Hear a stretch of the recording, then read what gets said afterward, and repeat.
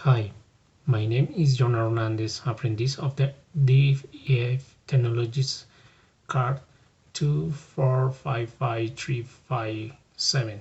I am going to explain the importance in the three KPI indicators, which apply in companies in their supply chain to improve the customer experience. The cost indicator allows the company to project budgets for the manufacturing process and distribution of finished products. The risk indicator allows analysts to detect possible failures or problems and to avoid claims that cause losses to the company and non-compliance in deliveries.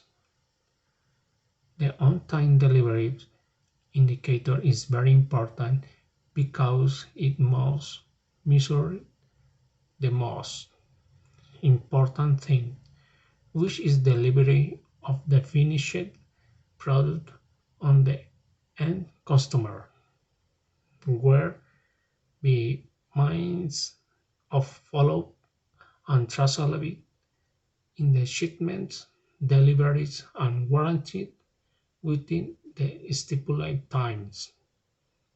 Thank you very much.